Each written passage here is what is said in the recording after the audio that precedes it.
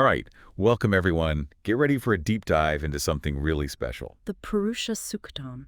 Yeah, you got it. It's like this amazing hymn from the Rigveda. Oh, one of the most important collections of ancient Sanskrit hymns. Right, in Hinduism. You could say that? So today, we're going on a quest to figure out, the meaning behind all these verses. Decoding a message about, well, everything, really. The universe, us, the whole shebang. You think we can handle it? I think so. I mean, this hymn, the Purusha Suktam, Yeah. it's not just some ancient poem. Right. It's still chanted in rituals today. Really? And it's all about this idea of, like, universal unity. Yeah. That there's this spark of the divine Right. in absolutely everything. Okay, so before we go too far down the rabbit hole, let's back up a bit. Okay. The hymn keeps talking about this Purusha. Right. Who, or what is that exactly? It mentions 1,000 heads. 1,000 eyes. 1,000 feet, which sounds, Overwhelming. yeah, a little. Well, it's supposed to be. It's meant to throw us off. Really? Right from the start. So it's like intentional. Totally. Because, see, Purusha, it's not a god Oh, in the way we usually think of gods, you know? right. It's more like this cosmic being, like the source of everything. Everything. Everything. But think of it as something beyond our normal ideas. Oh, this is already getting complicated. I know, right? But that's the fun part. Right. It's like trying to imagine something that exists Yeah. before time. And space. Exactly. And speaking of mind-bending, that first verse, it says that Purusha Yeah. pervades the whole universe, right? But then Yeah. it goes on to say that Purusha extends Uh-oh. 10 inches beyond. 10 inches beyond. Beyond what? That's the question, isn't it? 10 inches.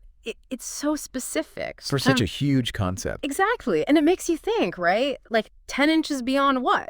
So it's not just about Purusha being bigger than the universe. It's more about transcendence. Like, Purusha is the source of the universe, Yes. but it's also beyond the universe. Beyond anything we can even really understand. So it's like we can map out all the stars and planets. Yeah. But there's still this, Unknown territory right, this something more. that we can't measure or define. And the hymn keeps doing this, right? Like, keeps pushing us to think bigger. Totally. Like in verse 2, it says, Purusha controls even the gods Whoa. and goes beyond being mortal. Okay, so we're not just talking about size here.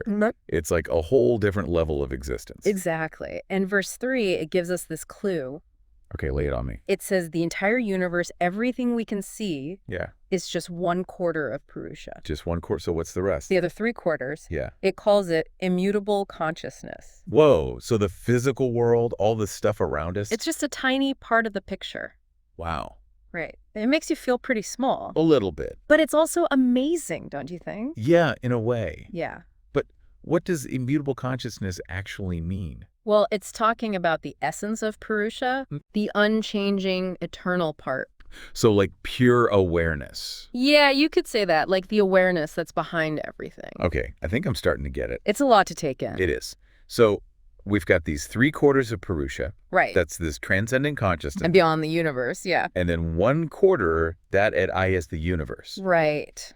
So how does that work? Well, that's where verse 4 comes in. Okay. It says that 1/4 of Purusha, Yeah. it again and again comes to play as the universe. Again and again. It's not a one-time thing. So it's like an ongoing process. Exactly. Like Okay. a constant flow between the unmanifest, So what? the potential, Okay. and the manifest, what we actually experience. Like breathing in and out.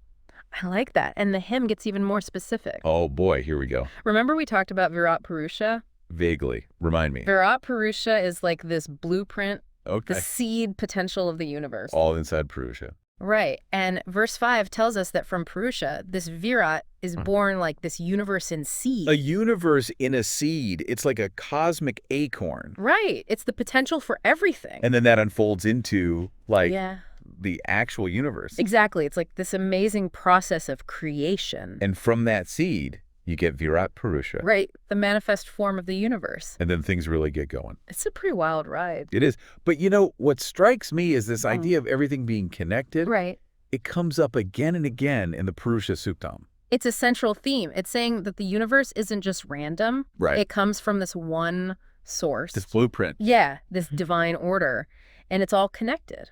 I mean, that's a pretty mind-blowing idea when you think about it. It is. And we're just scratching the surface here. So we've got this universe-spanning being Purusha, Right. and this idea of a cosmic sacrifice, yajna, that creates everything. Right. And everything's interconnected. All coming from that one source.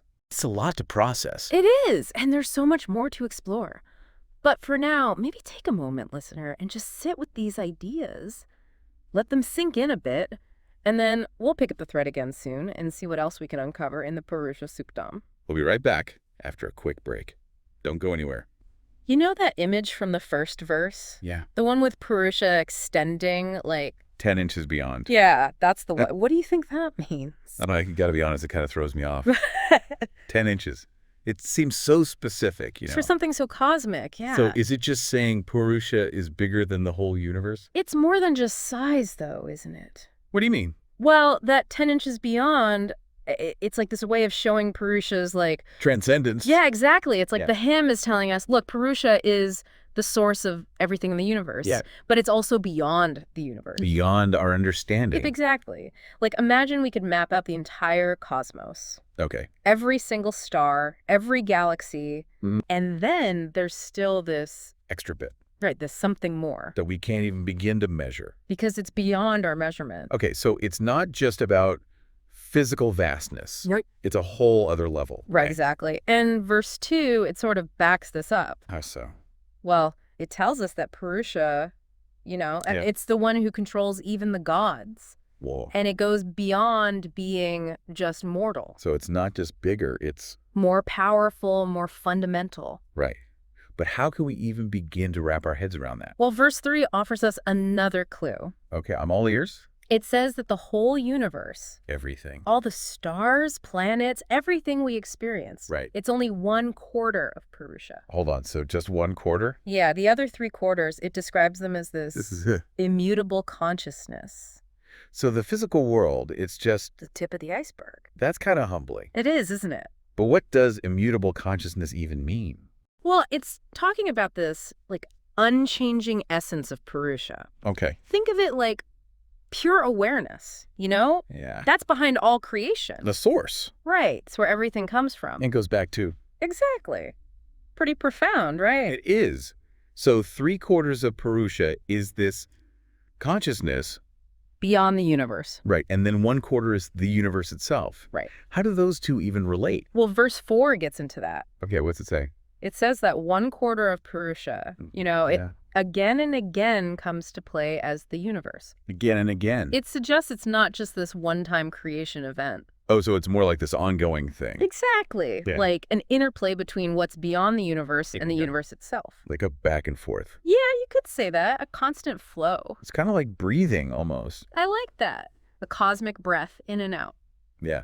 So Yeah. the hymn is giving us like a glimpse into how this all works. Right. The mechanics of creation. And remember, Virat Purusha. Sort of, remind me? Virat Purusha is like this blueprint, right? Okay. The seed potential of the entire universe. Oh, within Purusha. Exactly.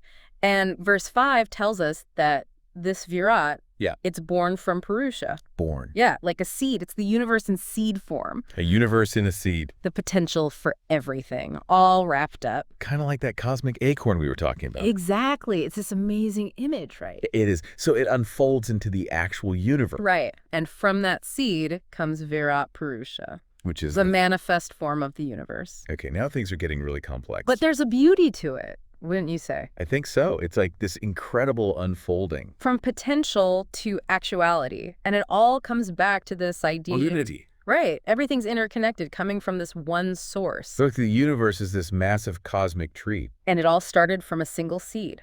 Wow. So those 10 inches beyond, do you think What about them? it's like a reminder A reminder of what?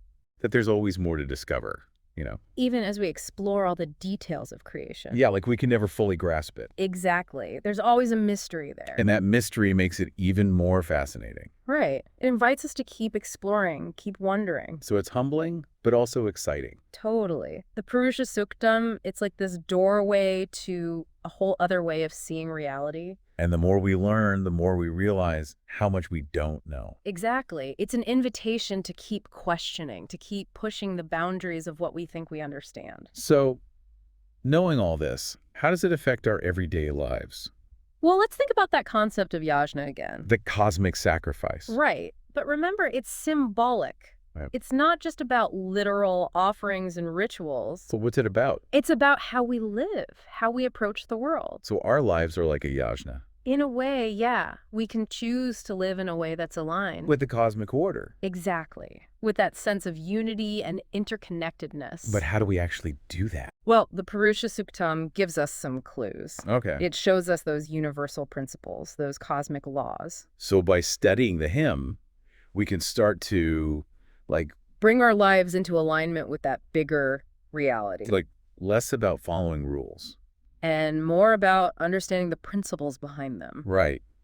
But that's a lot of work. It is. It's a journey, not a destination. It's about constantly striving. To be in harmony with the cosmos. Exactly. And remembering that we're all part of something much bigger than ourselves. I know we focused on the cosmic stuff so far, Yeah. but there's also a lot of discussion around the social implications of the Purusha Suktam. Especially the part about the 4 varnas. Yeah, it's a sensitive topic. It is. But we can't just ignore it. No, we can't. So how do we approach that? Well, I think we need to be careful, you know? Right. We need to be aware of the different interpretations. In the historical context. Exactly. And that's a whole other conversation. It is. But it's one we need to have. So stick around, because we're going to dive into that next.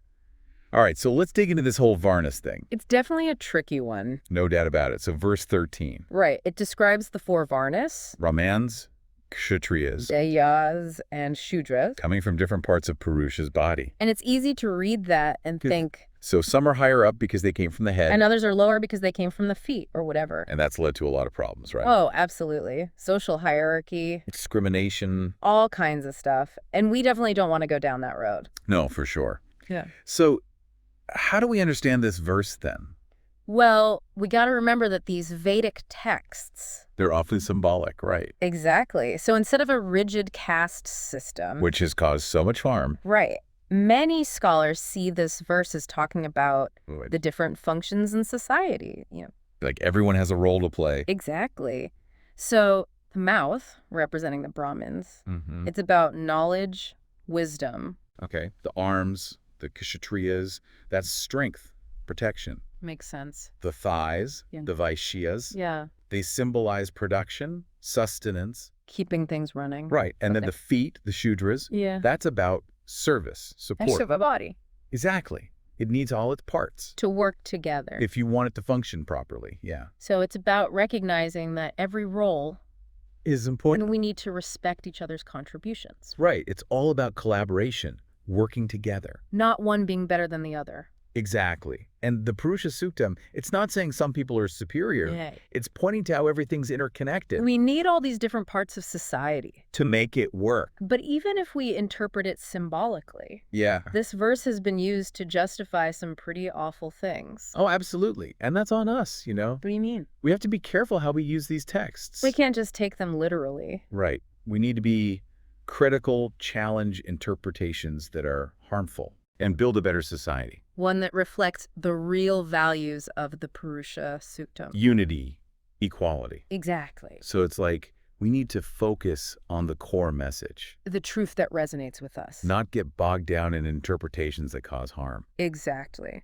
And for me, the most important message of the Purusha Suktam Yeah. is this idea that we all come from the same source. We're all connected. Right. It's a radical idea, really, It challenges us to see the divine, in everyone. no matter who they are, where they come from. Exactly. It's a call for compassion. Understanding, respect, Yeah, it changes how we treat each other. and how we interact with the world. It's like before you judge someone, Remember, we're all made of the same stuff. right, we're all part of this cosmic dance. So after all this, what's the main takeaway for our listeners? I think the Purusha Suktam offers this amazing vision, Of what? of reality. It pushes us to think beyond our limited To perspectives see the bigger picture. and to recognize that we're all connected. Part of this incredible web of creation. Right. And that our actions, they matter They have an impact. on the whole cosmos, even. That's a powerful thought. It is. And it's as relevant today as it was thousands of years ago. So it's a call to action. In a way, yeah. Yeah. To live in harmony, to cultivate compassion. To contribute to the well-being of everyone and everything. Exactly. And to never stop exploring, questioning, learning To keep digging deeper. into these ancient wisdom traditions. And to find those truths that resonate with us. Yes. It's a journey, not a destination. Well said.